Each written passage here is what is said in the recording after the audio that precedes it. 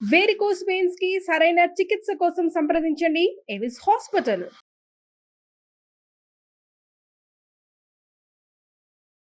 నమస్తే రమగారు. నమస్తే జయ. రమగారు, మనము ఆలయాల స్థల పురాణం గురించి మాట్లాడుకున్నాం, కొన్ని వీడియోలు చేసాం. మళ్ళీ చేద్దాం రమగారు. హైదరాబాద్ చుట్టుపక్కల దేవాలయాలు కొన్ని చెప్పచ్చు జయ. ఆహా, హైదరాబాద్ నుంచి ఒక 100 కిలోమీటర్ల దూరం ఓకే. చాలా మంచి మంచి దేవాలయాలు ఉన్నాయి, వెళ్ళొచ్చు. పురాతన ఆలయాలు, పురాతనమైన, చాలా పురాతనమైనవి. మీరు అవే సెలెక్ట్ చేస్తారు కదా. ఇప్పుడు నేనేమనిపిస్తుంది అంటే ఊరూరా దేవాలయాలు వెళ్ళటం, కొత్త కొత్త దేవాలయాలు వెళ్ళటం, భగవంతుని వైపుకి, భక్తి మార్గం వైపుకి ప్రజల్ని తీసుకెళ్ళటం అనేది మంచి సంగతే. కానీ ఏమిటో ఇది ఒక కొత్త షాపింగ్ కాంప్లెక్స్ ఫీలింగ్ వస్తుంది జయ నాకు, కొత్తవి చూస్తూ ఉంటే. కొత్తవి చూస్తుంటే. మనము పురాతనమైన దేవాలయాలు, చాలా స్థల పురాణం ఉన్నవి, భగవంతుని యొక్క లీలా వైభవం అక్కడ కనపడి ఉన్నది బాగా ప్రఖ్యాతమైంది, పురాతనమైంది. దాన్ని మరి కాస్త ముందుకు తీసుకెళ్ళచ్చు కదా మనము అని అనిపిస్తుంది. అదే, ఇది కొన్ని వేల సంవత్సరాలకి ఇది కూడా పురాతనం అవుతాయి, కొన్నాళ్ళకి ఇవి పురాతనం. మీరు అన్నట్లుగా పాతవి చెప్తే కొన్ని వందల వేల సంవత్సరాల క్రితం, ఇప్పుడున్న వాళ్ళకి అది కొంచెం అంటే ఇప్పుడు ఈ కాలం ఎలాంటిది, ఏదేదో ప్లేస్ ఉంది, కొంతమంది భక్తులు చేరి మన కోసం మనం ఇక్కడ అక్కడెక్కడికో వెళ్ళలేకపోతున్నాం, ఇక్కడ గుడి కడదాం అవునవును అని, లేదా ఒక గురువు గారికి ఏదో ఒక ప్రచోదనం కలిగి, ఒక అమ్మవారు, ఒక శక్తో, ఒక ఫీలింగ్, ఒక ఉద్దేశం కలిగి మొదలుపెట్టి దాతలు, కొంతమంది స్నేహితులు ఓ ట్రస్ట్ ఏర్పడి ఇట్లా చేస్తారు కదా. పురాతన కాలంలో చాలా దేవాలయాలు మనకి భగవంతుడు నేను ఇక్కడ ఉన్నానని సూచించి, ఆ స్థలాన్ని వెతకడానికి ఆ ప్రజలు చాలా కష్టపడి, ప్రత్యేకంగా ప్రతిమలు ఎక్కడైనా లభించి వాళ్ళకి భగవంతుని ఆదేశం ప్రకారం జరిగినవి చాలా కనపడతాయి పురాతన ఆలయాలు. కొన్ని కట్టిన ఆలయాలు కూడా ఉన్నాయి అనుకో పాతవాట్లలో. అవునవును. కానీ అట్లా ఎక్కడైనా సరే లీలా వైభవం తెలిసి ఉన్న దేవాలయాల్ని చూస్తే ఇంకా బాగుంటుంది. వాటిని కొంచెం వృద్ధిలోకి తీసుకొచ్చి ప్రజలందరూ చూడడానికి అవకాశం కల్పించి, కాస్త పాతపడిపోతున్న వాటిని గవర్నమెంట్, దేవాదాయ ధర్మదాయ శాఖలు ఉన్నాయి కదా, అలాంటివి ఏవైనా, లేకపోతే ఇప్పుడు మన ఇదొకటి ఉంది టూరిజం శాఖ, వాళ్ళు ఇంకొంచెం ఇంట్రెస్ట్ చూపించి ఆర్కియాలజీ వాళ్ళు ఇంకొంచెం జాగ్రత్తగా చేసి, కొన్ని దేవాలయాలు అయితే ఆర్కియాలజీ వాళ్ళే చాలా చేసి పెడతారు, శిల్పాలు అవి పాడైపోకుండా జాగ్రత్తలు తీసుకుని పరిపురాతనమైనవి. మనకి టూరిజం శాఖ వాళ్ళు కానీ మన గవర్నమెంట్ కానీ కొంచెం ఇంకొద్దిగా ఉత్సాహం చూపించి ఇంకొంచెం వెసులుబాట్లు కల్పించడం, దారులు బాగు చేయించడం, దేవాలయంలో ఒక కనీస వస్తువులు, వెళ్ళిన భక్తులు కాస్త మంచినీళ్ళని, కొంచెం బాత్రూమ్లని, రెస్ట్ రూమ్లు చాలా అవసరపడతాయి, అవునవును, అలాంటివి ఏర్పరిచి చేస్తే ఇంకా కొంచెం మనం ముందుకెళ్తామేమో. మన పాత వారసత్వ సంపదని పాడు చేసుకోకుండా కూడా ఉంటాం. అవును, ఇప్పుడు చేసినవంటే ఇప్పుడు శిల్పాలు చెక్కగలిగే వాళ్ళు అరుదుగా ఉన్నారు. ఇదివరకు చాలామంది శిల్పులు ఉండేవాళ్ళు. మరి వాళ్ళ కళంతా వృధా పోకుండా ఉండాలి కదా. అందుకని నాకు కొంచెం పురాతన దేవాలయాలు అంటేనే ఆసక్తి. అవును, ఇది కరెక్ట్గా, అది తప్పు ఇది కరెక్ట్ అని కాదు, మన ఆసక్తి ఒకటి ఉంటుంది అంతే కదా. నాకు కూడా రమ్మగారు, ఏదన్నా ఊరు వెళ్ళినప్పుడు పాత టెంపుల్ ఏదన్నా ఉందా, పాత ఆలయం ఏదన్నా ఉందా వెతుక్కుంటూ ఉంటా. అదే కొంచెం ఆసక్తి ఎక్కువగా, ఇంట్రెస్ట్ అనిపిస్తుంది, వెళ్ళాలి దర్శించుకోవాలి అని. అవును, అప్పటి ఆ కాలంలో ఏ యంత్ర సహాయాలు లేకుండా వాళ్ళు అవన్నీ ఎట్లా కట్టగలరు, ఏమిటి మన ముందు వాళ్ళ ప్రతిభ అనిపిస్తూ ఉంటుంది. అది చాలా ఆసక్తికరంగా ఉంటుంది. ఇవాళ మనం ఒక ప్రత్యేకమైన దేవాలయం గురించి చెప్పుకుందాము. ఎక్కడండి? హైదరాబాద్కి అతి దగ్గర, హైదరాబాద్లోనే అని చెప్పాలి, మెదక్ జిల్లా. ఓకే. ఎంత దగ్గర అంటే ఓ 40 కిలోమీటర్స్ అంతే. మేము పొద్దున వెళ్ళి మధ్యాహ్నం వచ్చేసాం, ఓకే, కార్లో వెళ్ళి వచ్చేసేయచ్చు. దీనికి ముందుగా ఈ పుస్తకం గురించి, దీని గురించి చెప్పేటప్పుడు పిఎస్ఎం లక్ష్మి గారి గురించి తప్పకుండా చెప్పుకోవాలి. ఆవిడ రాసిన యాత్రాదర్శిని పుస్తకాలు చాలా ఉపయోగపడతాయి. మన ఛానల్లో కూడా వారు కొన్ని వీడియోలు ఉన్నాయి, నేనే చేశాను కొన్ని. మీరు యాత్రాదర్శిని పిఎస్ఎం లక్ష్మి అని కొడితే ఇంటర్నెట్లో కూడా దొరుకుతాయి. అవును, వారిని చాలా ఎంకరేజ్ చేయాలి. చాలా పెద్దవారు, చాలా సీనియర్ సిటిజన్ అయినా చాలా ఓపికగా దేవాలయాలకు వెళ్ళే దారి, ఎన్ని కిలోమీటర్లు, అక్కడ ఏం దొరుకుతాయి ఏం దొరకవు కూడా రాస్తారు చేయాలి. భాష కూడా చాలా సులభంగా, సింపుల్ గా, చాలా సులభతరంగా ఉంటుంది. ఏదో పెద్ద భాష కాదు, అలాగని తేలిక పట్టదు కదా, బాగుంటుంది, చాలా పాలిష్డ్ గా ఉంటుంది. పాలిష్డ్ గా చక్కటి భాషలో రాస్తారు. దేవాలయపు ఆన్పాన్లు అన్నీ రాసి, దారులు రాసి, ఎంత చక్కగా, అక్కడ తన అనుభవాలు రాసే ఉద్దేశం కాదది, ఈ దేవాలయం గురించి చెప్పి మనకి దానికి వెళ్ళేందుకు అవకాశం కల్పించే పద్ధతి అన్నమాట. ఆవిడ రాసిన హైదరాబాద్ నుంచి 100 కిలోమీటర్ల దూరంలో ఉన్న దేవాలయాలు ఒక పుస్తకం. నేను దాంట్లో 12 దేవాలయాలు చూసాను. కొన్ని నాకు తెలిసినవే, నేను ఆల్రెడీ చూసేసినవి. ఆ పుస్తకం చూసిన దేవాలయాల్లో ఇదొకటి ఇప్పుడు నేను చెప్పబోయేది. చెప్పండి అమ్మా. మామూలుగా మనం ఏంటంటే ఏ కథ అయినా కంచికి చేరాల్సింది కదా, అంతేగా. కథ కంచికి అంటాం. అన్ని కథలు కంచికి కంచికి. చేరవలసినవే. అంటే ఆమెతో చెప్పుకుంటే ఏ కథ అయినా సుఖాంతం అవుతుంది, అది పాయింట్. ఆ, కంచిలోని అమ్మతోటి చెప్పుకుంటే అన్ని కథలు సుఖాంతాలు అవుతాయి. అయితే ఈ కంచిని మనం ఇంకో ప్రత్యేక విషయం కోసం వెళ్తాం. ఏమిటి కంచిలో ప్రత్యేకతలు? అమ్మ కామాక్షమ్మ, దాంతో ఒకటి పాటుగా బంగారపు బల్లి, బంగారు బల్లి, వెండి బల్లి. కంచి పట్టు చీరలు ఎలాగో మనకి కావాల్సింది. అది మనం యాడ్ చేసుకోవాలి. కాంచీపురం వెళ్తే తప్పకుండా ఓ చీర తెచ్చుకోవాలి ఎవరైనా సరే. అయితే కాంచిలో ఉన్నటువంటి వెండి బల్లి, బంగారు బల్లి, ఓ బల్లి మీద పడిందంటే మనం ఏమనుకుంటాం, ఎవరైనా బంగారు బల్లిని ముట్టుకున్న వాళ్ళని ముట్టుకున్నా దోషం పోతుంది అనుకుంటాం. బల్లిపాటు దోషాలకి ప్రతి సంవత్సరము పంచాంగంలో పుస్తకంలో రాయబడి ఉంటుంది, రాస్తారు. ఉమ్. ఎక్కడ పడితే ఏమిటి ఇందులో అశుభం, ఆ బల్లిని ముట్టుకున్న వాడికి ఏ అశుభాలు ఏమీ ఉండవు. అయితే కంచి వెళ్ళలేని వాళ్ళు ఎక్కడికి వెళ్ళాలి? ఆప్షన్ ఉంది. ఖచ్చితంగా ఉంది. కంచి లేక వెళ్ళలేని వాళ్ళు కడకంచికి వెళ్ళాలని మనకి తెలంగాణలో ఒక సామెత ఉంది. ఓహోహో, అదే నా కడకంచి అంటే. ఆ కడకంచి, చివరి కంచి, అది మెల్లిగా మారి కొడకంచి అయ్యింది. మీరు ఇంటర్నెట్లో కొడకంచి అని కొడితే చక్కగా దేవాలయం వచ్చేస్తుంది. తప్పకుండా. దాదాపుగా 900 సంవత్సరాల పురాతనమైన దేవాలయం ఉంది కొడకంచిలో. చాలా విశేషమైనది, ప్రత్యేకమైనది కూడా. హైదరాబాద్ నుంచి ఒక 40 కిలోమీటర్స్. బిహెచ్ఎల్ నుంచి, బిహెచ్ఎల్ పక్క నుంచి రామచంద్రాపురం వీళ్ళు ఒక రోడ్డు కనపడుతూ ఉంటుంది. బిహెచ్ఎల్ టౌన్షిప్లోకి వెళ్ళకుండా కుడివైపు రోడ్డు. అలా ముందుకెళ్తే బీరంగూడ మల్లికార్జున స్వామి దేవాలయం అని కమాన్ కనపడుతుంది.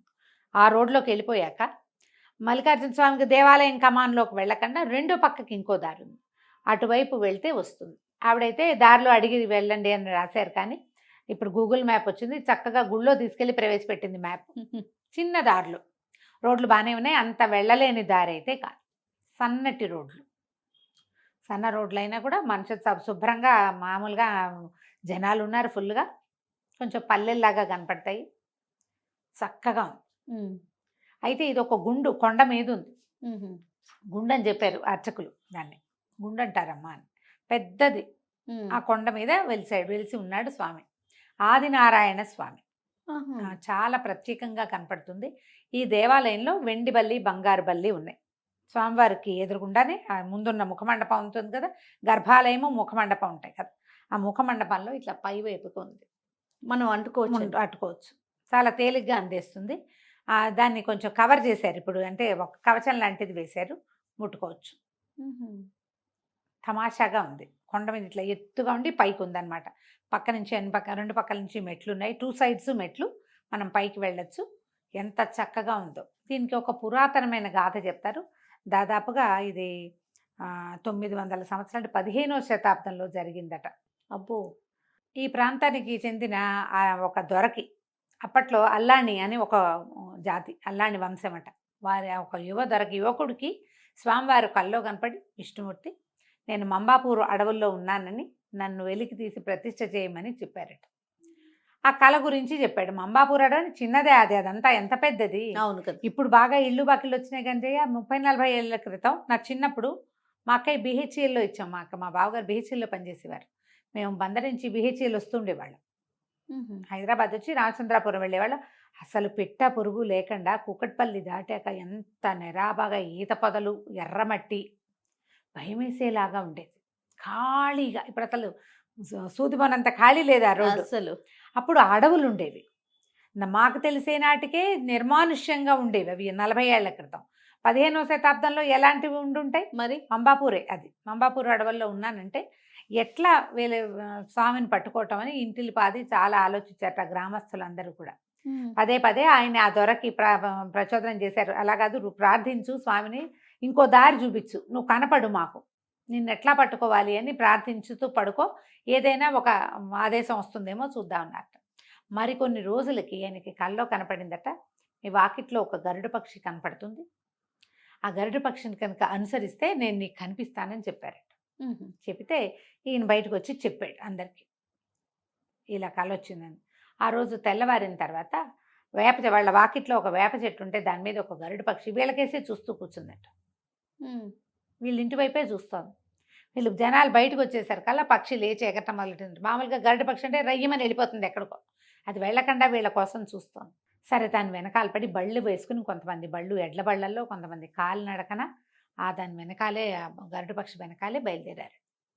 వెళ్తే అది ఆ మంబాపూర్ లోపల భాగంలో ఒక పుట్ట మీద వాలిందట. వీళ్ళకి ఏమనిపించింది, వెంకటేశ్వర స్వామి ఇట్లా దేవాలయాల్లో విగ్రహాలు పుట్టల్లో వెలిసి ఉన్నవి కనపడతాయి. సరే బోల్డని కడవలతో నీళ్లు తెచ్చ చుట్టుపక్కల ఉన్న నీళ్లు వెతికి నీళ్లు తెచ్చిపోస్తే ఆ పుట్టమన్నంతా కరిగిపోయి లోపల ఆదినారాయణ స్వామి విగ్రహం బయటపడిందట. ఆయన ఇట్లా కూర్చుని ఉంటాడు, రెండు వైపులా కుడి ఎడమల శ్రీదేవి భూదేవి ఆనుకుని కూర్చున్నటువంటి ఏకశిలా విగ్రహం.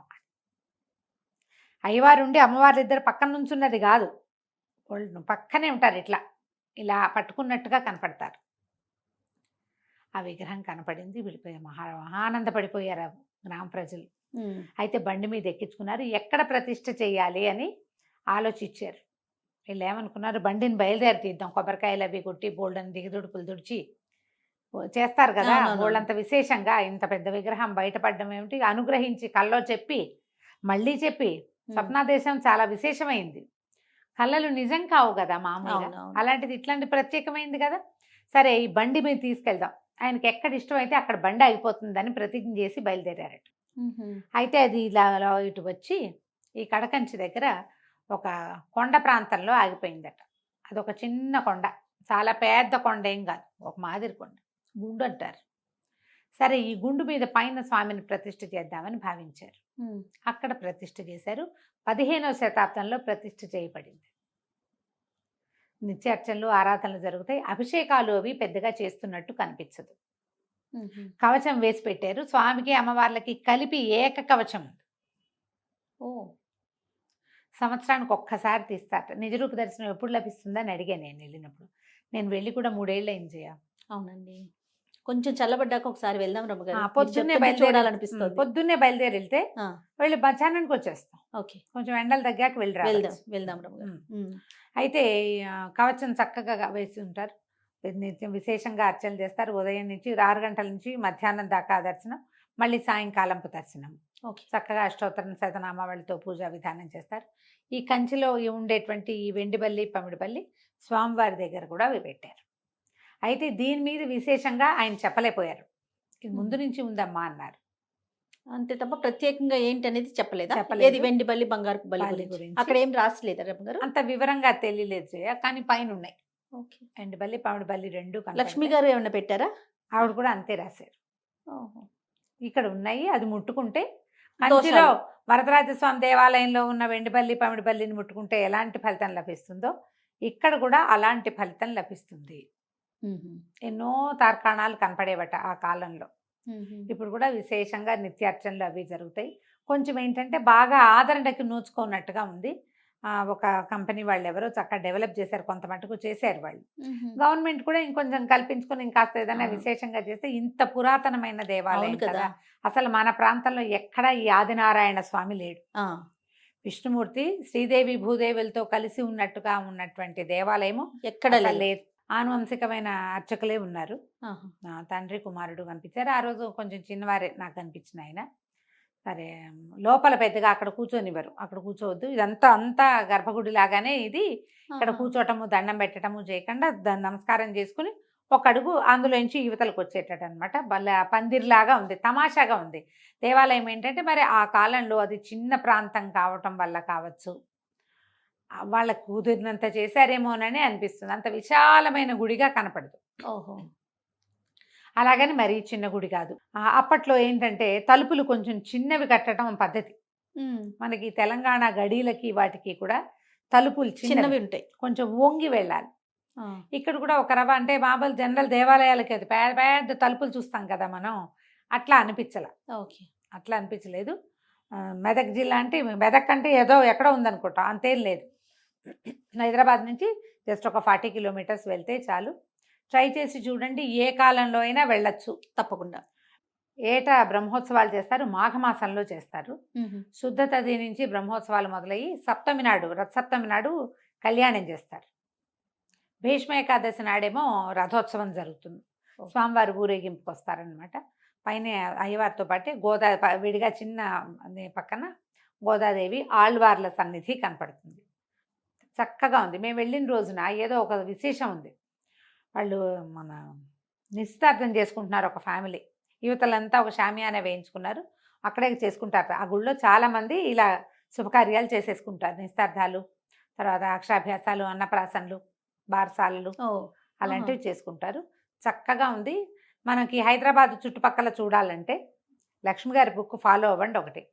కొన్ని దేవాలయాలు మేము కూడా చెప్తాం కాబట్టి మమ్మల్ని కూడా ఫాలో అవ్వండి. ఈ ఎండాకాలం కొంచెం తప్పితే హాయిగా వెళ్ళి రావచ్చు.